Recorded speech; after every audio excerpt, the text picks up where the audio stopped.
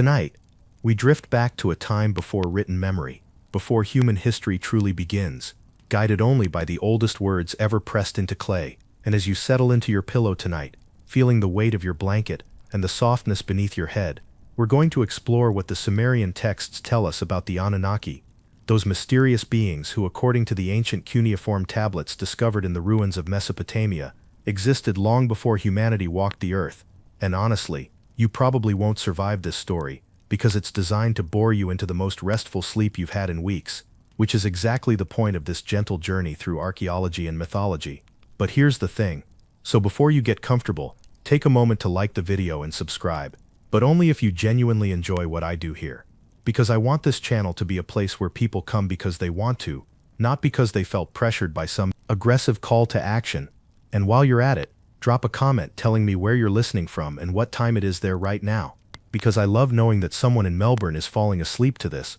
while someone in Stockholm is just waking up to it, creating this strange temporal bridge across the planet.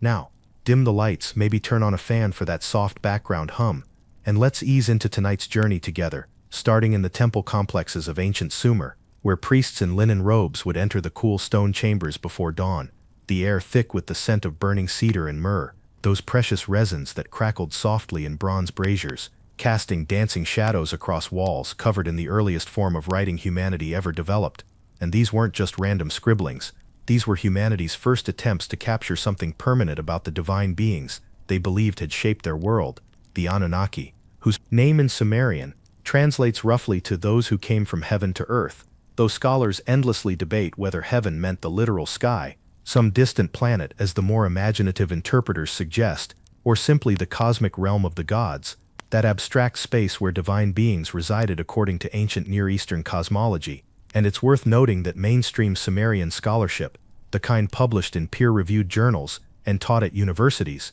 tells us that the Anunnaki were simply the pantheon of deities worshipped by the Sumerians, Akkadians, Assyrians, and Babylonians, gods who represented natural forces and cosmic principles, not unlike the gods of Greece or Rome. Yet there's this delightfully fringe interpretation that gained popularity in the 1970s and never quite went away. The idea that the Anunnaki were actually extraterrestrial visitors who came to Earth approximately 450,000 years ago to mine gold, which they needed to save their home planet's atmosphere. And while most archaeologists would roll their eyes so hard at this theory they'd probably see their own brainstems, it's undeniably entertaining to consider, as we drift toward sleep, this notion that beings from another world once walked the Tigris and Euphrates river valleys. And speaking of things that make academics uncomfortable, there's an ongoing scholarly debate about whether the Anunnaki were originally celestial deities who became chthonic or underworld gods over time, or whether there were always two separate groups, the Anunnaki of heaven and the Anunnaki of the netherworld, with some texts seeming to support one interpretation and other texts supporting another, which is the kind of contradiction that keeps Assyriologists employed and happily arguing at conferences. But let's return to that temple chamber, where the morning light hasn't yet penetrated the high windows, and a priest named Namu, we'll call him, though that's not his real name, because I'm making him up for narrative purposes, runs his fingers across a clay tablet, feeling the wedge-shaped impressions that tell stories of a time before time, when the Anunnaki existed alone in the cosmos, before the creation of humans, before even the creation of the lesser gods, the Ajigi, who would later feature prominently in the mythology. And according to these texts, particularly the Enuma Elish, the Babylonian creation epic that drew heavily on earlier Sumerian traditions, in the beginning there was only Apsu, the freshwater abyss, and Tiamat, the saltwater sea, two primordial deities whose mingling waters gave birth to the first generation of gods. And this is where it gets wonderfully weird, because these early gods were apparently so noisy, so rambunctious in their existence, that they disturbed Apsu's sleep, which honestly feels like a very relatable problem. Imagine trying to rest while younger gods are basically having a cosmic party, and Apsu decides, as one does when severely sleep-deprived, to destroy his own offspring. Which seems extreme, but also, have you met people before they've had their coffee? So perhaps we shouldn't judge ancient primordial deities too harshly for their pre-dawn irritability, though fortunately for the younger gods, one of them, the clever Ea, also called Enki in the Sumerian tradition, discovers this plan and manages to put Apsu into an eternal sleep instead, essentially beating the god of the subterranean waters at his own game. And this Ea Enki figure becomes crucial to our story, because he's the one who will later fashion humanity from clay. But we're getting ahead of ourselves, because right now, in this primordial moment, the Anunnaki are just beginning to organize themselves into a divine hierarchy, with Anu, whose name literally means heaven or sky, emerging as the father of the gods, the supreme deity who rules from the highest reaches of the cosmos, and beneath him, arranges an entire bureaucracy of divine beings, each with specific roles and responsibilities, because apparently even in the realm of immortal beings, someone needs to be in charge of agricultural fertility, and someone else needs to manage the storms, and this divine organization fascinates modern scholars, because it mirrors so perfectly the hierarchical structure of Sumerian city-states, with their kings, priests, administrators, and workers, leading some researchers to suggest that the Sumerians essentially projected their own social structure onto the cosmos, imagining that heaven operated like a well-run temple complex, with proper chains of command and regular meetings of the Divine Council, where the 7 most important Anunnaki would decree the fates of gods and eventually mortals, and these 7 judges of the underworld, as they're sometimes called, included figures like Enlil, the lord of the air and storm, who could be both benevolent and terrifying, and his sister wife Ninlil, because ancient pantheons had complicated family trees that would make any modern soap opera look simple by comparison. And then there's Inanna, later known as Ishtar, the goddess of love and war, which is a fascinating combination when you think about it, representing both creation and destruction, fertility and violence, the kind of deity you'd want on your side, but would also be terrified to upset. And these gods, before humans existed, spent their time doing what exactly, which is one of those questions that the ancient texts don't entirely answer, leaving room for both scholarly interpretation and wild speculation. The mainstream view suggests that the gods spent the pre-human period establishing cosmic order, separating heaven from earth, organizing the celestial bodies, essentially building the infrastructure of the universe, which sounds like exhausting work for beings who are supposedly beyond physical labor. And this is where the fringe theories get creative, suggesting that the Anunnaki were actually advanced beings who were terraforming Earth or conducting scientific experiments, using their technology to manipulate the environment and prepare it for some grand purpose. And while that interpretation requires ignoring basically everything we know about ancient Near Eastern religion and culture, it does make for compelling bedtime storytelling, and there's something almost soothing about imagining these powerful beings moving through an empty world, shaping mountains and carving river valleys, calling forth vegetation, and filling the seas with life, all while humanity doesn't yet exist to witness or record these cosmic acts. And the texts describe this pre-human world with surprising detail, talking about a time when the sky had not yet been separated from the earth, when fresh water had not yet been distinguished from salt water, when reeds had not yet formed and marshes had not yet appeared. These beautiful poetic descriptions that capture a state of undifferentiated chaos before the organizing principle of divine consciousness imposed structure and meaning. And sitting in our modern world with its streets and cities and constant noise, there's something almost meditative about contemplating that empty landscape, that possibility of a world without us, existing in a state of pure potential. And the Sumerian texts, particularly the creation myths preserved in tablets from Nippur and Eridu, describe how Enlil used his divine power to separate heaven and earth, pushing the sky upward and establishing the space in between where life could flourish. And some scholars debate whether this separation was violent or gentle, whether it represents a cosmic battle or a peaceful organizing act, with different texts seeming to emphasize different aspects. And honestly, both interpretations are probably too simplistic, too influenced by our human need to categorize everything as either conflict or harmony, when the ancient Mesopotamians might have understood it as something more complex, more paradoxical, a necessary rupture that was simultaneously an act of creation. And in this primordial period, the Anunnaki apparently had the cosmos to themselves, these divine beings with no one to worship them, no one to build them temples or offer them sacrifices, which raises interesting theological questions that troubled ancient philosophers just as much as modern ones, about the nature of divinity without devotion, gods without followers, power without purpose. And some of the more philosophical Sumerian texts suggest that the gods actually needed humanity, not for practical reasons, but for existential ones, that consciousness requires an other to recognize it, that divinity without worship is somehow incomplete, a proto-philosophical insight that wouldn't seem out of place in a German phenomenology seminar. Though perhaps I'm projecting modern concerns onto ancient texts,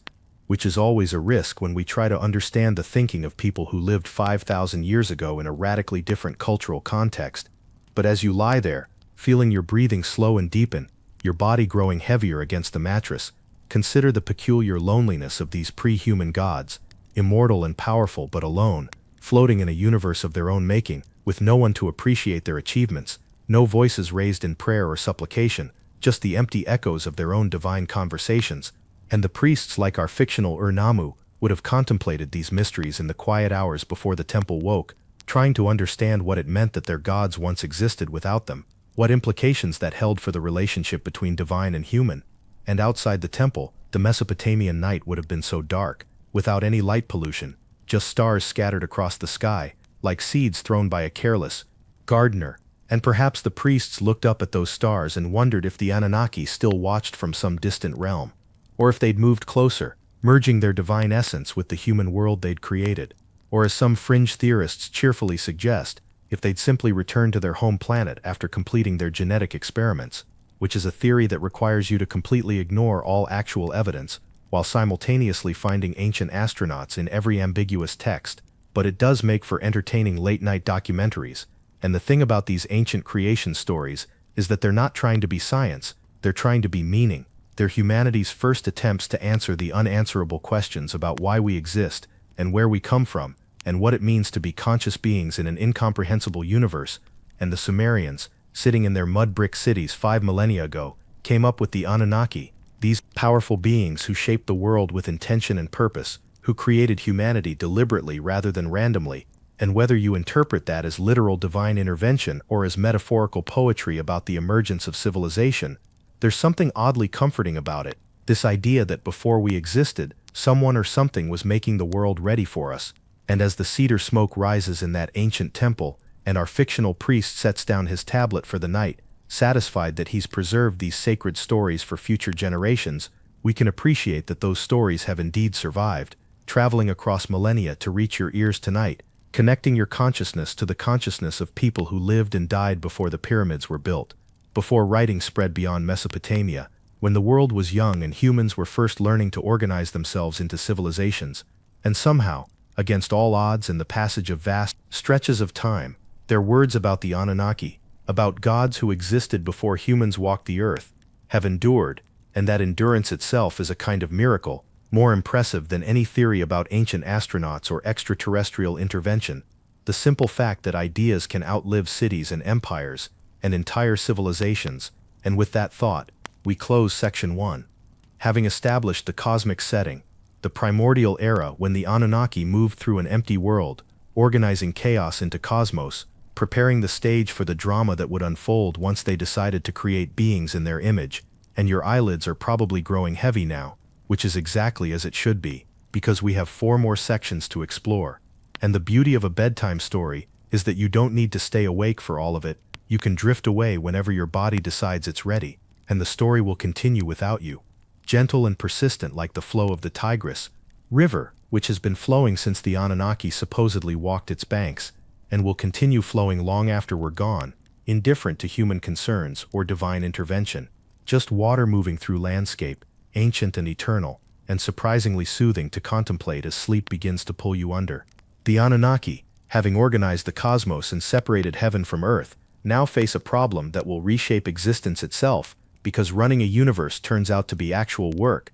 and according to the Sumerian and Akkadian texts we're drawing from tonight, work is something that even gods find tedious, which is simultaneously hilarious and profoundly relatable. Imagine being an immortal divine being, with cosmic powers, and still having to show up for your shift, maintaining the irrigation canals of heaven, because yes, apparently the gods had irrigation canals, they had fields to cultivate, and rivers to manage. And this brings us to the Atrahasis epic, one of the most important Akkadian texts preserved from the Old Babylonian period, approximately 1800 BCE, though drawing on much older Sumerian traditions. And this text is an absolute treasure for historians, because it preserves detailed information about Mesopotamian flood mythology and creation narratives. Mainstream Akkadian scholarship recognizes the Atrahasis as crucial for understanding how ancient Mesopotamians conceptualized divine-human relationships, particularly the notion that humanity was created to serve the gods by performing agricultural and religious labor.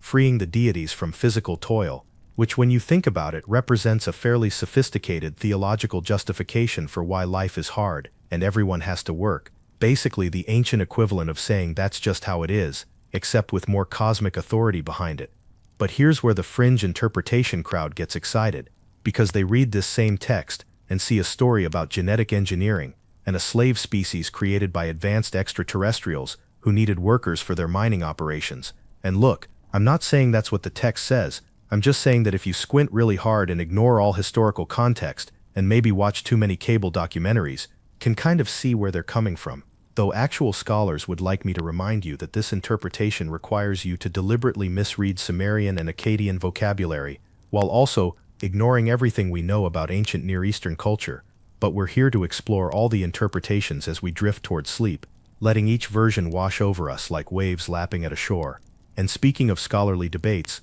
there's a fascinating ongoing discussion among Assyriologists about whether the division between the Anunnaki and the Ajigi represents a temporal development in the mythology or a spatial distinction, with some researchers arguing that the Ajigi were simply the younger generation of gods, while others suggest that the Ajigi were specifically the gods of heaven, while the Anunnaki were gods of the underworld. And the textual evidence frustratingly supports both interpretations depending on which tablets you consult and from which time period, which is the kind of ambiguity that drives academics to write very long journal articles with footnotes that go on for pages.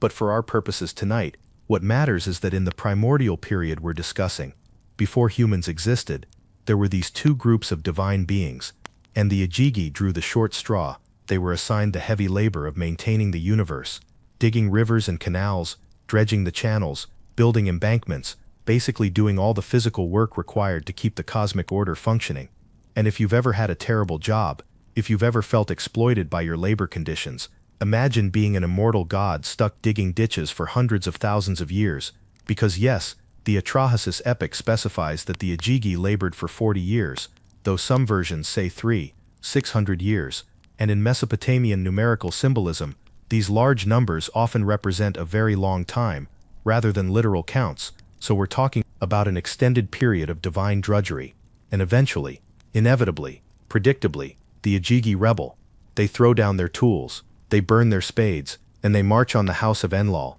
the chief god responsible for assigning their labor, and they're chanting and protesting and demanding better working conditions, which makes this possibly the first labor strike in literary history. And there's something wonderfully human about these divine beings organizing collectively against their oppressive working conditions. And this is one of those moments where the gap between ancient and modern consciousness seems to collapse entirely, because apparently the experience of being fed up with your job transcends even the boundary between mortal and immortal existence, and when Enlil hears the commotion, he's actually frightened, which is interesting. It suggests that even the chief god can be intimidated by collective action. Another surprisingly progressive political message, embedded in a 4000-year-old text, though I doubt the ancient Sumerians were intentionally writing pro-union propaganda, and Enlil calls an emergency council of the great gods, the highest-ranking Anunnaki, who formed the divine assembly, including Anu the Sky Father, Enki the god of wisdom and fresh water, and several others depending on which version of the story you're reading,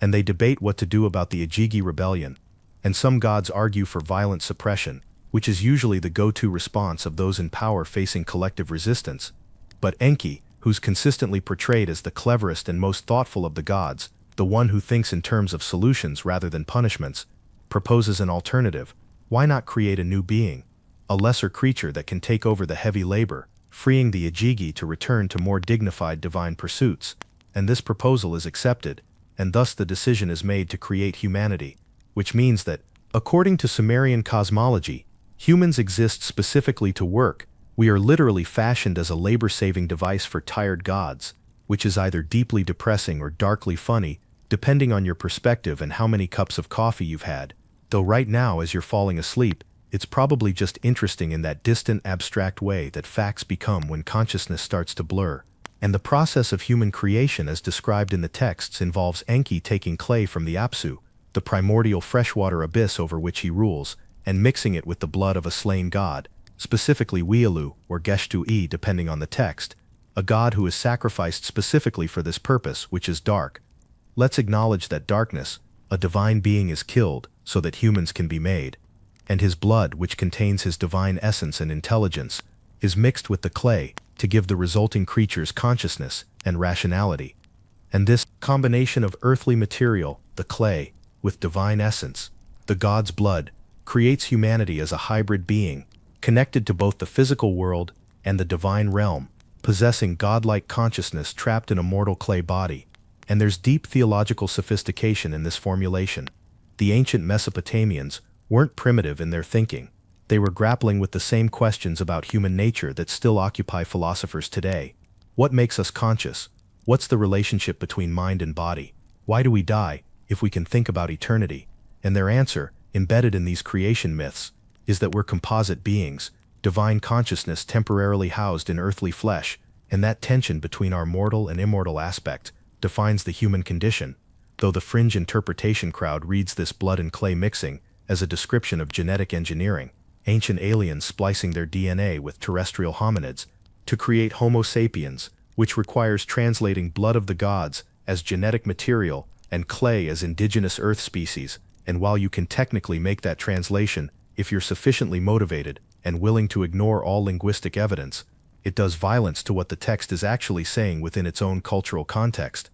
But it makes for exciting television, and there's a scholarly debate about whether the creation of humanity represents a promotion or a demotion in the cosmic hierarchy. Are humans honored by being made in the image of gods, or are we degraded by being formed specifically to be servants? And different texts emphasize different aspects, some portraying human creation as a gift, others as a purely utilitarian act, and this ambiguity is probably intentional, reflecting the complexity of how the Sumerians understood their own place in the cosmos, valued enough to contain divine essence, but not valued enough to be freed from labor. And after the first humans are created, the texts describe how they're taught the arts of civilization by the Anunnaki, how to farm and build and weave and make beer. Yes, beer is explicitly mentioned as one of the gifts of civilization, which tells you something about Sumerian priorities. And Enki, in particular, is credited with teaching humanity all the practical knowledge needed to survive and thrive. He's portrayed as a patron of human civilization, genuinely invested in our success, despite having created us primarily as workers. And there are beautiful hymns preserved on clay tablets that praise Enki for his gifts to humanity, for making us clever and capable, for giving us the tools to shape our environment, rather than merely endure it. And these hymns are touching because they express genuine gratitude, a sense that despite the somewhat exploitative origin story, humanity lucked out by having Enki as our creator, because he actually cares about his creation in a way that Enlil, who's more concerned with humans staying in their place and not getting too numerous or noisy, apparently doesn't. And this divine ambivalence toward humanity, some gods protective, others indifferent or hostile, creates narrative tension throughout Mesopotamian mythology, and it probably reflects the Sumerians' own ambivalent feelings about the gods, who could be sources of blessing or catastrophe, who demanded service but didn't always provide protection, who were powerful but not always benevolent, much like the natural forces they represented, the storm that could water your crops or destroy your house, the river that gave life but could flood and kill. And as the first humans begin to multiply and spread across the earth, performing the labor that the Ajigi had refused, the texts describe a kind of golden age, a period when gods and humans interacted directly, when the Anunnaki walked among their creations, teaching and guiding, and occasionally interbreeding with them, which produces the semi-divine heroes who populate later myths, figures like Gilgamesh, who was said to be 2/3 divine and 1/3 human, which is mathematically interesting, if biologically perplexing. But mythology has never been overly concerned with the precise mechanics of divine-human reproduction, and during this early period, the boundary between divine and human is permeable. The Anunnaki still directly involve themselves in human affairs. They choose favorite cities and protect them. They speak to selected priests and kings. They occasionally take human form and walk unrecognized among people, which are common themes across ancient mythologies. This notion of gods disguising themselves to test humanity or pursue their own inscrutable purposes, and the temple complexes of Sumerian cities, those massive ziggurats that dominated the landscape, were understood as literal houses for the gods, places where the divine and human realms connected, where the Anunnaki could descend from heaven to receive offerings and communicate their will. And the priests serving in these temples saw themselves as intermediaries, humans who had been granted special access to divine knowledge and presence. And there are detailed texts describing the daily care of divine statues, how they were washed and clothed and fed, because the statue was understood not as a representation of the god, but as a vessel that the god inhabited, a physical anchor point for divine consciousness in the material world. And if you failed to properly maintain the god's statue, to provide the required offerings at the required times, you risked the deity abandoning your city entirely, withdrawing their protection and leaving you vulnerable to disaster, which created an entire religious economy based on keeping the gods happy and present. And the resources dedicated to these temple complexes were staggering. Enormous quantities of grain and beer and meat and textiles, all offered to statues that obviously didn't consume them physically, but which allowed the priests to consume them on the god's behalf, which sounds like a scam, and probably was in some cases, but which also represented a genuine attempt to maintain right relationship with the divine powers that controlled fertility and weather and military success. And the administrative tablets preserved from these temples, thousands upon thousands of cuneiform records, show meticulous accounting of everything offered and everything distributed, creating an archive of religious economics that modern historians find invaluable for understanding how Sumerian society actually functioned. But we've gotten slightly ahead of ourselves, because we're supposed to be focusing on what the Anunnaki did before humans existed, and then what they did immediately after creating humanity. And according to the texts, after successfully creating humans to take over the labor that the Ajigi had abandoned, great gods reward Enki for his clever solution. They praise his wisdom.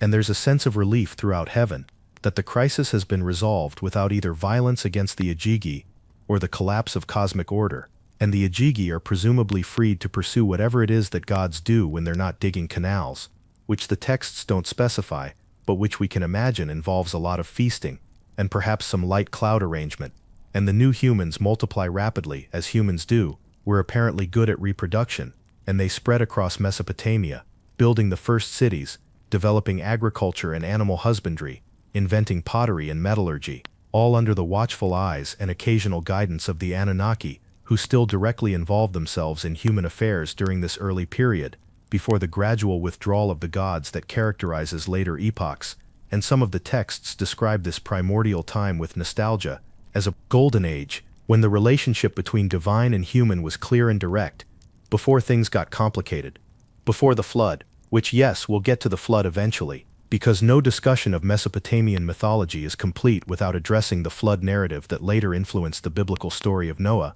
But that's for another section. Right now we're still in this post-creation period, where everything is new, and the system is working as designed, humans laboring in the fields and temples, gods receiving their offerings, and maintaining cosmic order, a sustainable divine human economy that would continue for thousands of years, or so the Anunnaki thought, not realizing that creating beings with divine consciousness, even in limited amounts, would eventually lead to complications they hadn't anticipated, because consciousness, once kindled, has a tendency to ask questions, to want things, to imagine alternatives, and humans, it turns out, inherited more from that slain god's blood than the Anunnaki had planned. We got not just the ability to work and follow instructions, but also creativity and curiosity, and the capacity for rebellion, which would become important later. But for now, in this early period, everything is still functioning according to the divine plan, and as you lie there feeling your body grow heavier, your thoughts becoming more diffuse and dreamlike, you can imagine that ancient Mesopotamian landscape, the flat alluvial plain between the two rivers, the first mud brick cities rising from the marshlands, and somewhere above, the Anunnaki watching their experiment unfold, satisfied with their solution to the labor problem, not yet aware of what they've actually created. And with that image held gently in your mind, like a clay tablet cupped in ancient hands, we close section 2, having traced the arc from divine labor crisis to human creation, from immortal rebellion to mortal servitude, a story that's both fantastical and oddly familiar, because the questions it grapples with, about work and purpose and the relationship between powerful and powerless, are questions we still ask today, just with different vocabulary and less explicit divine intervention, and the cedar smoke still rises from that ancient temple we imagined at the beginning, and the priest has retired to his quarters, and the city sleeps under stars that the Anunnaki supposedly arranged, and you're welcome to sleep too, whenever your consciousness decides it's ready to let go of these ancient stories, and drift into dreams of your own making, and we'll be here when you wake, or we won't, because this recording continues independent of your awareness, a strange modern magic that the Sumerians would have found either miraculous or terrifying, the ability to preserve not just words but voice itself, to send consciousness across time and space without the body needing to be present, which when you think about it is not so different from what writing itself accomplished, that first great human achievement that made history possible, allowing thoughts to outlive the thinker, messages to reach recipients not yet born, and with that recursive thought about preservation and transmission, we conclude this section and prepare to move forward.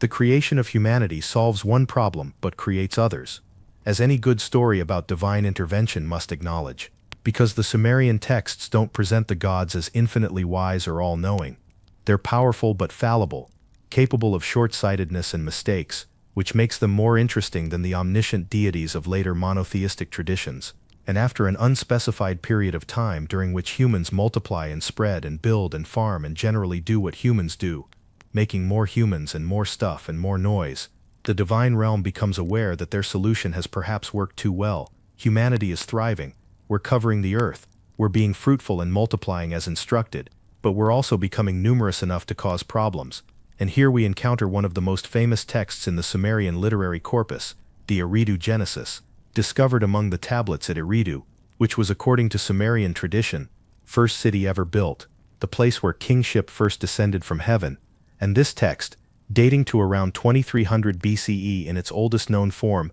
though probably deriving from earlier oral traditions, provides another version of the creation and flood narrative, and mainstream Sumerian scholarship recognizes the Eridu Genesis as crucial evidence for understanding how the flood myth developed in Mesopotamian culture long before it appeared in the Hebrew Bible, demonstrating clear lines of cultural transmission and adaptation. And the text is fragmentary, as ancient tablets often are, pieces missing where the clay has crumbled away over millennia, but enough survives to reconstruct the basic narrative, and it goes something like this. After the creation of humans and animals and the establishment of cities, after kingship has descended from heaven and the first kings rule with divine sanction, humanity becomes too numerous and too noisy, our cities are too loud, our celebration too boisterous, and Enlil, that stern enforcer of cosmic order, who never really wanted humans in the first place, finds himself unable to sleep because of the racket we're making. And if this sounds familiar from section 1, when Apsu couldn't sleep because the young gods were too noisy, that's not coincidental. The texts deliberately parallel these stories, suggesting a cyclical pattern where creation inevitably leads to noise, which leads to destruction, which leads to new creation. And Enlil decides that humanity must be reduced in number or eliminated entirely, and he tries various methods. He sends drought to starve us, he sends plague to kill us, he tries different strategies to reduce the human population without completely destroying his brother Enki's creation, because there's apparently some divine family politics involved, Enki being protective of humanity since we're his handiwork, and Enlil wanting to solve what he perceives as the human problem. And each time Enlil sends some disaster, Enki warns his favorite human, a wise man named Atrahasis in the Akkadian text, or Ziu Sudra in the Sumerian version, giving him instructions on how to survive and help humanity survive, which creates this pattern of divine intervention and counter-intervention, one god trying to destroy humanity and another god sabotaging those efforts, until finally Enlil decides on a more permanent solution, a flood that will cover the entire earth and drown everyone and everything. And he calls a council of the great gods and gets them to swear an oath not to reveal this plan to humanity, which should ensure that this time there are no survivors. But Enki is clever. He's bound by the oath not to tell humans about the flood directly, but he's not prevented from talking to himself in the presence of the reed walls of Atrahasis's house. So he goes to the man's home and speaks to the wall, saying things like, reed wall, pay attention to my words, and then describing in detail the coming flood and how to survive it. And Atrahasis, not being an idiot, realizes that the god is speaking to him indirectly, and he follows the instructions, building a great boat and loading it with animals and birds and his family and the seeds of all plants. And this should sound familiar, because this story predates the biblical Noah narrative by at least 1,000 years, and the parallels are so exact that scholars universally recognize that the Genesis flood story derives from these earlier Mesopotamian traditions, transmitted through cultural contact and adaptation, which is neither surprising nor controversial in academic circles, but which some people find deeply uncomfortable, because it suggests that biblical narratives, rather than being divinely revealed, are actually products of cultural evolution and borrowing. But that's a theological debate for people who are awake, and right now you're drifting towards sleep, listening to ancient stories, about ancient floods that probably have some basis in real catastrophic flooding events in Mesopotamian history, because the Tigris and Euphrates have never been particularly well-behaved rivers. They flood regularly, and sometimes catastrophically, and a particularly bad flood in antiquity could have been preserved in cultural memory as a world-destroying event, especially if you lived in Mesopotamia and thought of Mesopotamia as basically the whole world, which the Sumerians did. Their cosmology didn't extend much beyond the geographical area they inhabited. Everywhere else was basically foreign lands of diminishing importance. And this is where the fringe interpretation crowd gets really excited, because they read about this global flood in ancient texts, and about the survival of one righteous family, and the preservation of animals and knowledge, and they conclude that this must be describing a real historical event, perhaps caused by melting ice caps at the end of the last ice age, or by a comet impact, or by the sinking of Atlantis, or by any number of other catastrophic scenarios that appeal to people who find conventional history insufficiently dramatic. And look, was there a big flood in ancient Mesopotamia? Almost certainly yes, multiple times in fact, because that's what happens when you build cities on a floodplain between two unpredictable rivers. Was there a single global flood that covered the entire Earth? Almost certainly no, because the geological evidence doesn't support it, and because you'd need an impossible amount of water, and because many civilizations around the world have no flood traditions at all, suggesting that if it happened, it was a regional event that got mythologized into a universal one. But the story serves important cultural functions beyond just describing a historical event. It establishes that humanity has survived divine wrath before, that we're resilient, that wisdom and obedience to the right gods can ensure survival even in the face of cosmic disaster, and it also conveniently resets human history, allowing the Sumerians to say, everything before the flood was different. That was the primordial age when gods walked openly among us. But after the flood, gods became more distant, and humans had to figure things out more independently, which creates a theological explanation for why people in historical times don't see direct divine intervention the way the old stories describe. The flood serves as a breakpoint between mythological past and historical present, and after the flood recedes, and Ziusudra, or Atrahasis, or whatever name he goes by, in whichever text you're reading, offers sacrifice to the gods, the deities smell the burning meat and realize they've made a mistake. They've tried to eliminate humanity, but now there's no one to make offerings and maintain the temples and perform the labor that humans were created to do, and they're hungry for sacrifices, and they're regretting their decision. Even Enlil eventually comes around and agrees that some humans need to exist, though preferably not as many as before, and preferably quieter ones.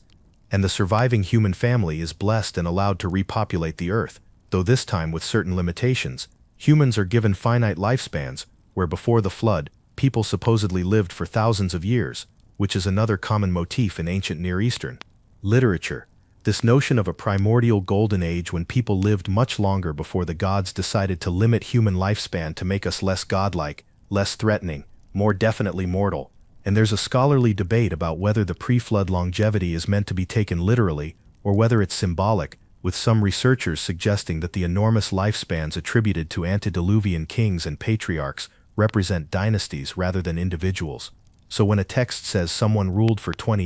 800 years, it might mean that their dynasty lasted that long, which makes more historical sense but is less fun. And the flood narrative also introduces the concept of divine kingship being re-established after the catastrophe, kingship descending from heaven a second time to the city of Kish, and the Sumerian king list, another crucial historical document that attempts to provide a chronology of all rulers of Sumer from the beginning of time, marks the flood as a major dividing point, listing the antediluvian kings with their impossibly long reigns, then saying the flood swept over the earth, then beginning again with post-flood dynasties whose reigns are still long by modern standards, but at least somewhat plausible. And this king list is fascinating because it mixes mythological and historical rulers without distinguishing between them, treating the semi-divine kings of legend the same way it treats historically verified rulers from later periods, which tells us something about how the Sumerians understood history, not as a modern secular record of human events, but as a continuous narrative encompassing both divine action and human agency, both mythological past and lived present, all part of one seamless story about how the world came to be the way it is. And the Anunnaki, in all these flood narratives, are revealed to be less omnipotent than we might have thought. They're capable of regret, they can make mistakes, they're subject to internal disagreement and even outright conflict. Enki consistently undermining Enlil's plans, the divine council unable to reach consensus, and this portrayal of dysfunctional divine politics probably reflects the Sumerians' own experiences with human politics, the way city-states competed and fought and formed alliances, and it also makes the gods more relatable. If the Anunnaki themselves can't agree on the right course of action, if they can make catastrophic mistakes and then have to live with the consequences, then perhaps humans can be forgiven for our own failures and uncertainties. There's something almost comforting in the fallibility of the divine. It suggests that imperfection is woven into the fabric of existence, rather than being specifically a human failing. And as the floodwaters recede and the earth dries out and humanity begins again, this time with the hard-won knowledge that we exist at the pleasure of beings more powerful than ourselves, beings who could destroy us if we become too numerous or too noisy or too threatening to the divine order, there's a new understanding between gods and humans, a covenant of sorts. We'll continue to serve and worship and make offerings, and they'll continue to let us exist and provide some protection and occasionally grant blessings. And this mutual dependence, gods needing worship and humans needing divine favor, structures the relationship going forward, and the cities are rebuilt, the temples are reconstructed on their original foundations, and life continues, and the Anunnaki, having tried and failed to eliminate their creation, settle into a pattern of more distant oversight. They still intervene occasionally, they still speak through omens and dreams, they still possess their temple statues and receive their offerings, but they're not walking openly among humans the way they supposedly did in the antediluvian age. There's been a separation, a distancing, the permeable boundary between divine and human has become firmer, and this shift from direct divine presence to more mediated divine-human interaction marks an important transition in the mythology, the movement from primordial time to something approaching historical time, and various texts describe how after the flood, the Anunnaki grant humanity the myth, which are divine principles or cosmic regulations or cultural gifts, depending on how you translate the concept. These are things like kingship, priesthood, sexual relations, music, metalworking, writing, all the elements that make civilization possible, and Inanna, the goddess of love and war, is particularly associated with collecting and possessing many of the me. There's even a story about how she gets Enki drunk and tricks him into giving her his me, which she then takes back to her city of Uruk, and Enki sobers up and regrets this and sends demons to retrieve his me, but Inanna fights them off and keeps what she's stolen, which is a delightfully specific mythological explanation for why certain cities have certain cultural advantages. And these stories about the distribution of the me describe how the Anunnaki deliberately shaped human civilization, choosing which cities would excel in which arts, which peoples would receive which blessings, creating differentiation and specialization across the human world. And there's something very modern about this, the idea that cultural advantages are neither random nor earned, but distributed by factors beyond individual control, which is essentially what the me stories are saying. Uruk is great at art and sexuality, because Inanna brought those me there. Eridu is the source of wisdom because Enki dwells there. Nippur is the religious center because Enlil made it so. And if you're born in the right city, you have access to certain me. And if you're born in the wrong city, you don't, which is ancient Mesopotamian social determinism, dressed up in theological language. And as you lie there, perhaps noticing how your breathing has slowed, how your thoughts are becoming less linear and more associative, how the boundary between waking and sleeping has become permeable, like the boundary between divine and human in the antediluvian age,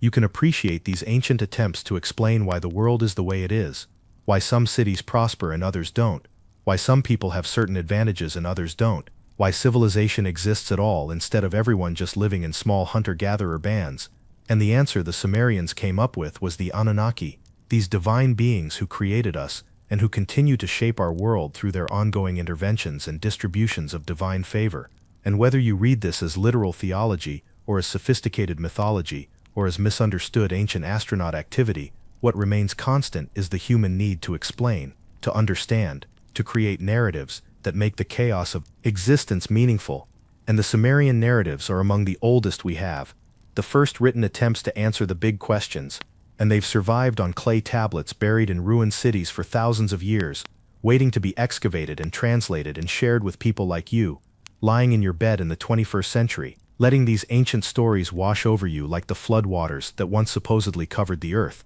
And with that image of water and survival and new beginnings, we conclude Section 3, having traced the arc from human creation, through human proliferation, through divine frustration and flood, and the re-establishment of human civilization under more controlled conditions, and the Anunnaki have moved from being active creators and direct participants to being somewhat more distant overseers, still powerful, still dangerous, still capable of destroying us if we get too far out of line, but also dependent on us in ways they didn't anticipate when they first mixed clay with divine blood. And that mutual dependence, that complicated relationship between creator and created, will define all subsequent interactions between humans and Anunnaki in the texts that follow. But we'll explore that in the next section. For now, just rest, let your mind settle, feel the weight of your body against the mattress, notice how comfortable you are, how safe, how utterly removed from ancient Mesopotamian floods and angry gods and cosmic catastrophes, here in your modern room, with its electric lights and climate control,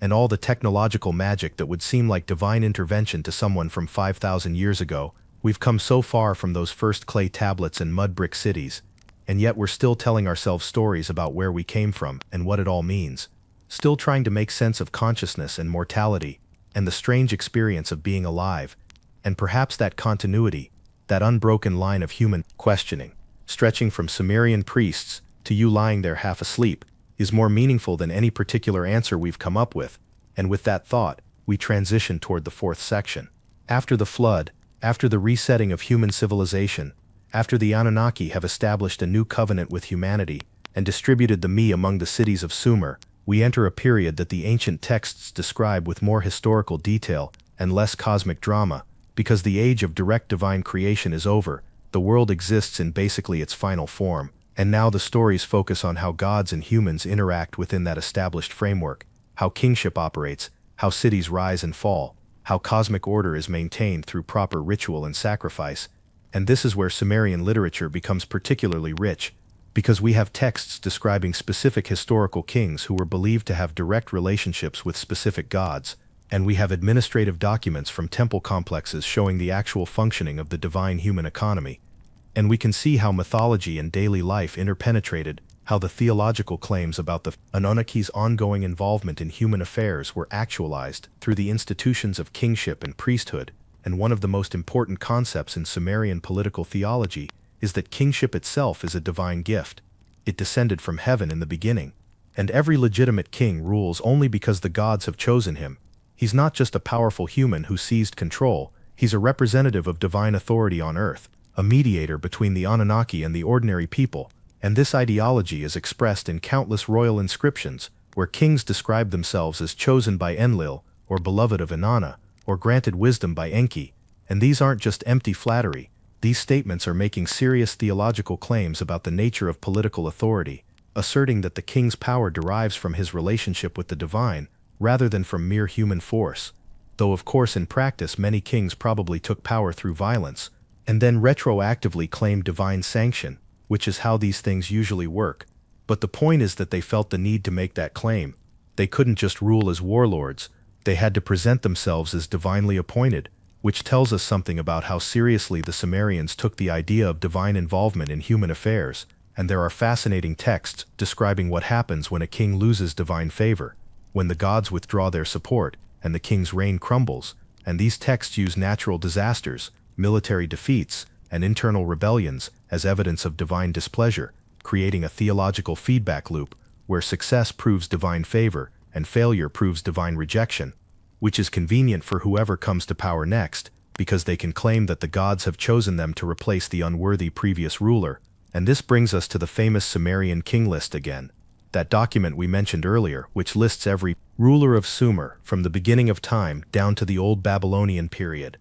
And this text is invaluable for mainstream Sumerian historiography because it provides a chronological framework, however imperfect, for the succession of dynasties and city-states, and scholars have spent enormous effort trying to correlate the king list with other historical evidence, with archaeological data and inscriptions and year names, trying to figure out which kings are historical and which are legendary. And the consensus is that the further back you go, the less reliable the information becomes. The antediluvian kings are purely mythological, the early post-diluvian kings are probably legendary, but by the time you get to the early dynastic period around 2900 BCE, you start encountering figures who seem to be historical, whose reigns can be verified from multiple sources, and this gradual transition from myth to history is fascinating. There's no clear breakpoint, No moment where the king list says, okay, everything before this was made up, and everything after this is real. Instead, mythology and history blur together, and the Sumerians apparently didn't distinguish between them the way we do.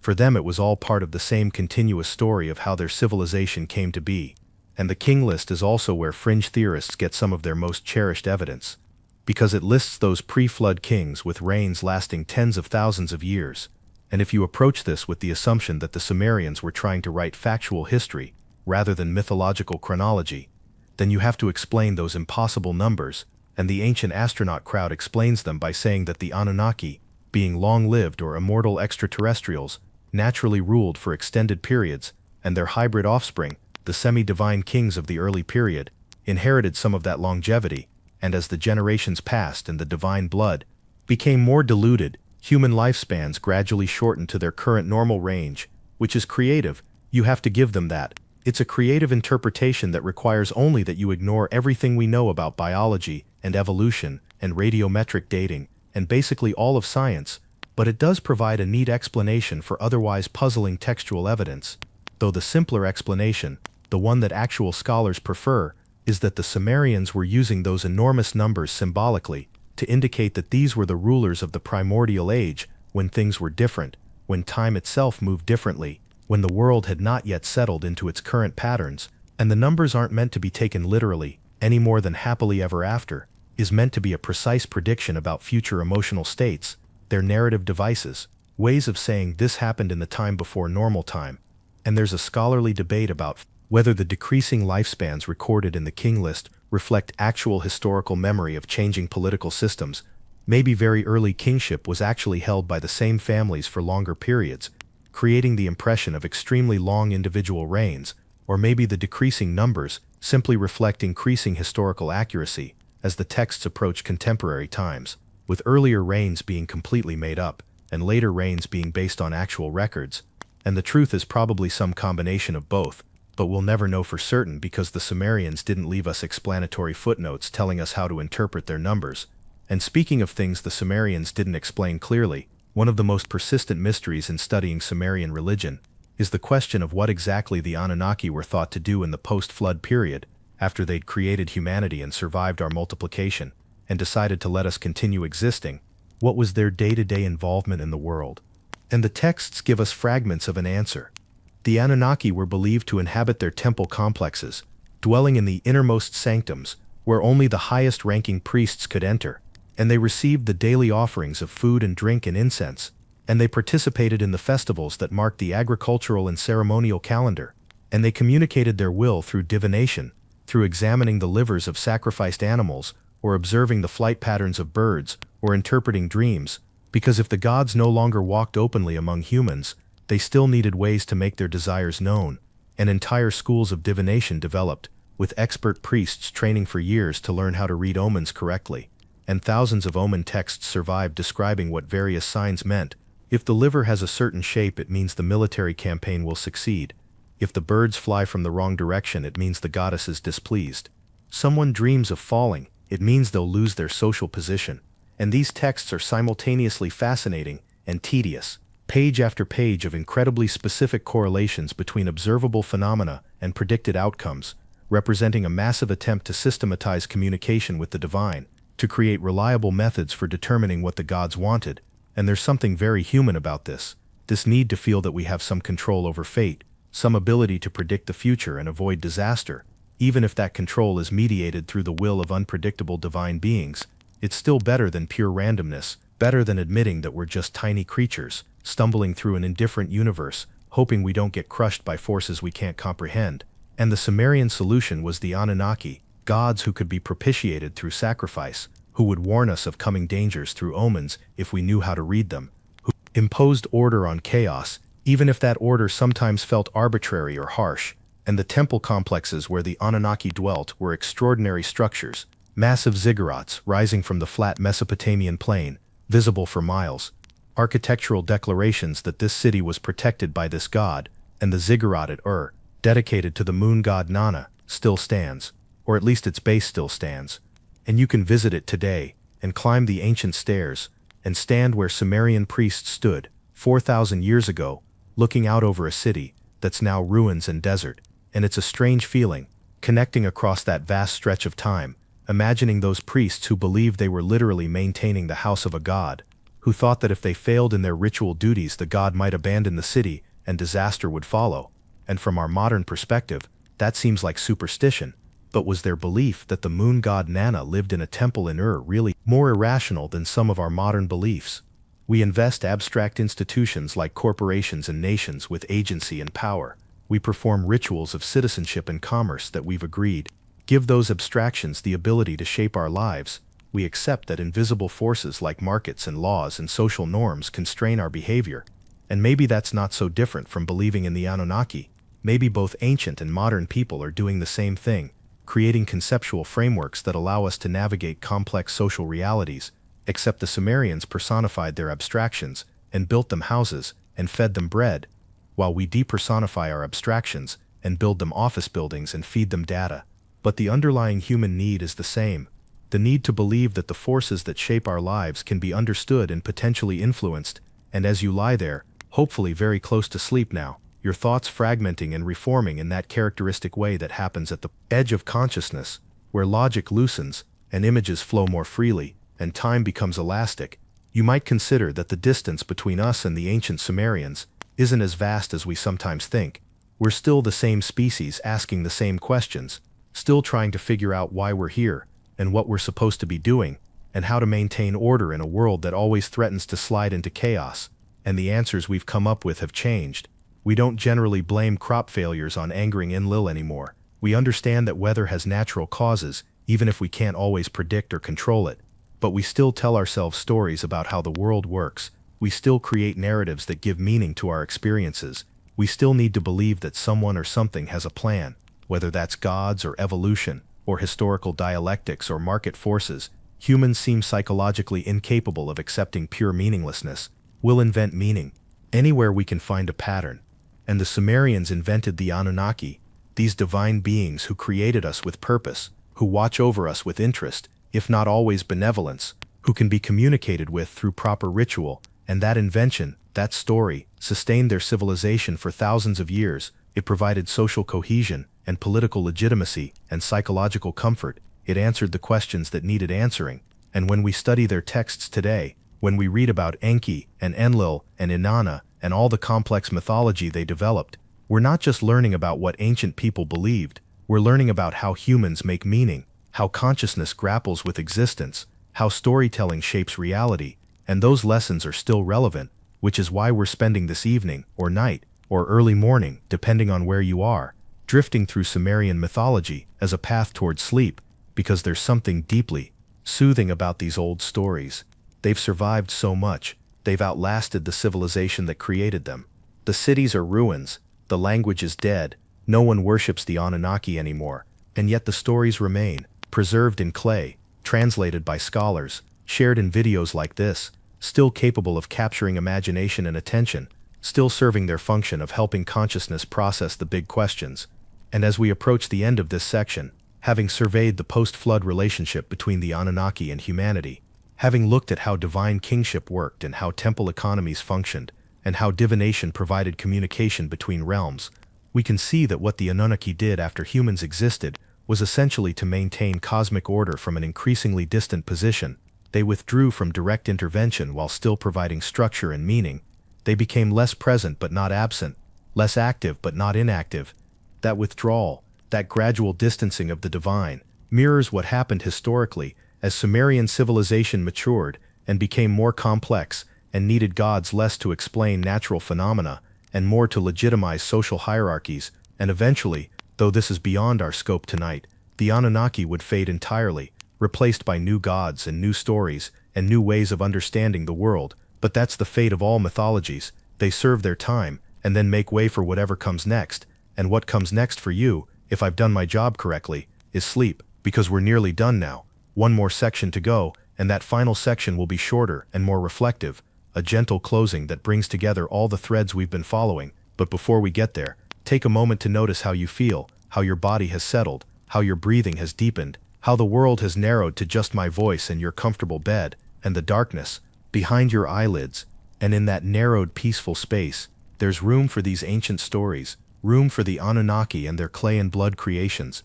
room for floods and ziggurats and divine councils, all of it drifting through your consciousness like clouds, substantial enough to see but not solid enough to grasp. And that's perfect. That's exactly the state we want, hovering between waking and dreaming, between ancient Mesopotamia and your bedroom, between the stories I'm telling and the stories your brain is beginning to generate on its own, as sleep approaches. And with that transition beginning to happen, we close Section 4, having completed our survey of what the Anunnaki did before humans existed, and what they did after, from cosmic organization to human creation, to flood and recovery, to the establishment of civilization under divine oversight. It's all been leading to this moment of rest, this point where the story serves its purpose by helping you let go of consciousness and drift into the darkness, where no stories are needed because you are the story, you are consciousness, experiencing itself, just as the Anunnaki were supposedly consciousness organizing chaos into cosmos. And maybe that's the real meaning of these myths,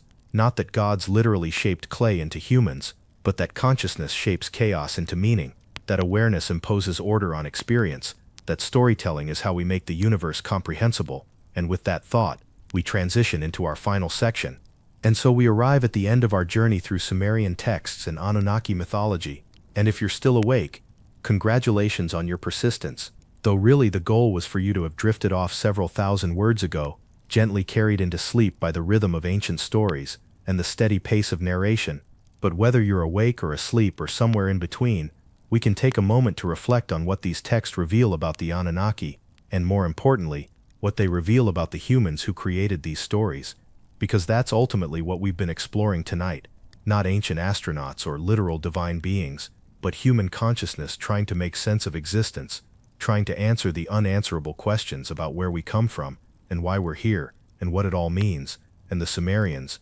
sitting in their cities 5,000 years ago, came up with the Anunnaki, these powerful beings who shaped the world deliberately, who created humanity for a purpose, even if that purpose was just to have someone to do the heavy lifting.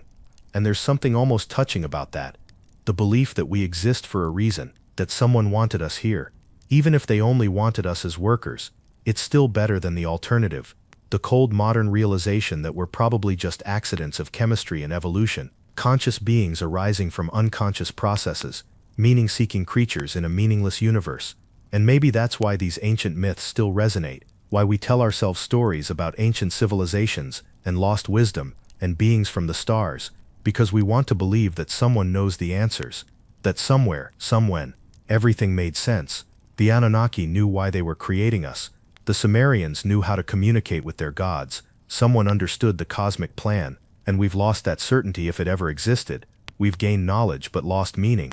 We can explain how life emerged, but not why. We can describe the mechanisms of consciousness, but not its purpose. And so we look back to ancient texts, hoping to find wisdom that our modern world has forgotten. And sometimes we do find wisdom, just not the kind we expected. Not secret knowledge about ancient aliens or lost technologies, but insights into the human condition, into how people have always struggled with the same questions and found comfort in the same kinds of stories. And the Anunnaki texts tell us that we've always anthropomorphized the forces that control our lives. We've always needed to believe that power has personality, that the universe cares about us, even if it's just caring enough to create us as servants. And they tell us that we've always organized ourselves into hierarchies, and then justified those hierarchies by claiming divine sanction. The king rules because the gods chose him. The priests have authority because they can communicate with heaven. And they tell us that we've always used ritual and sacrifice to try to control the uncontrollable, to feel agency in a world where we're mostly powerless.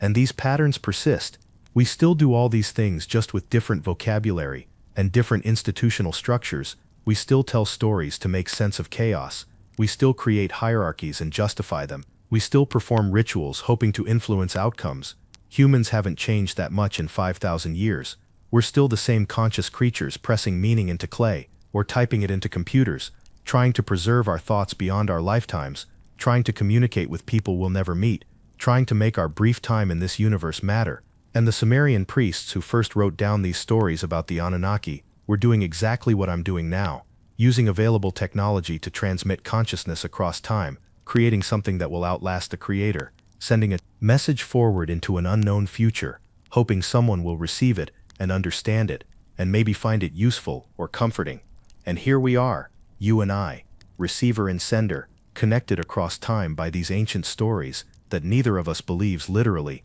but both of us find meaningful, and that's the real magic. Not divine intervention or ancient astronauts, but the simple fact that humans can share consciousness through symbols, through written language or spoken words, through cuneiform on clay, or voice on recording, bridging the gaps between individual minds, creating something shared from something private. And as you lie there, hopefully very nearly asleep now, your conscious mind finally relaxing its grip and allowing the subconscious to take over, allowing dreams to form from the raw material of memory and sensation and story, you carry with you some fragment of ancient Sumer, some echo of the Anunnaki, some trace of how humans 5,000 years ago tried to answer the big questions. And tomorrow when you wake, you probably won't remember most of what I've said tonight. The details will fade like dreams do, leaving only vague impressions and scattered images. But something will remain. Some sense of connection to the deep past. Some appreciation for how long humans have been telling themselves stories. And maybe that's enough. Maybe that's all we can hope for from these ancient texts. Not answers, but connection. Not truth, but meaning. Not certainty, but comfort. And with that thought, with that gentle acceptance of ambiguity and impermanence, and the limits of human knowledge, we can finally let go. You can finally let go. You can stop trying to follow the narrative and just rest. Just breathe. Just exist in this moment of safety and comfort. Here in your bed, far from ancient Mesopotamia, far from divine councils and cosmic floods, far from the Anunnaki and their clay and blood creations. You're here, now, safe, comfortable, ready to sleep, ready to dream whatever dreams come. And I hope they're peaceful dreams. I hope you wake rested and refreshed. I hope this journey through Sumerian mythology has served its purpose, helping you disconnect from the day's concerns and drift into restorative sleep. And if you enjoyed this format, if you found value in this blend of history and speculation and gentle rambling designed to bore you into unconsciousness, please subscribe to the channel. Join this strange community of people who fall asleep to stories about ancient civilizations, and maybe leave a comment when you wake up. Let me know where you are in the world, what time it is there, whether you made it through the whole thing or drifted off somewhere in section 2 as intended. And until next time, until the next story, until the next journey into ancient texts and forgotten gods, sleep well, rest deeply, and remember that we're all part of the same long story of human consciousness, the same endless attempt to make meaning from chaos, the same project that began when the first Sumerian pressed the first cuneiform sign into wet clay, trying to preserve something beyond the moment, trying to speak to the future, trying to say, I was here, I thought these thoughts, I told these stories, and now you're here, receiving those stories filtered through millennia, translated and interpreted and retold, still serving their original purpose of organizing consciousness, of imposing narrative structure on raw experience, of making the incomprehensible just slightly more comprehensible. And with that, with gratitude for your attention and hopes for your rest, we conclude our exploration of what the Sumerian texts reveal about the Anunnaki before humans existed. We close the tablet, we extinguish the cedar brazier, we leave the ancient temple and return to the present, to your room, to your bed, to the soft darkness and the gentle silence, and we wish you good night, sweet dreams, the deep sleep you deserve, after following these ancient gods through their cosmic labors and their human creations. Sleep now, rest now. Let the Anunnaki watch over your dreams from their distant station in mythology. Let the old stories do their work, closing the gap between waking and sleeping, between ancient and modern, between meaning and meaninglessness. Let it all go, and sleep.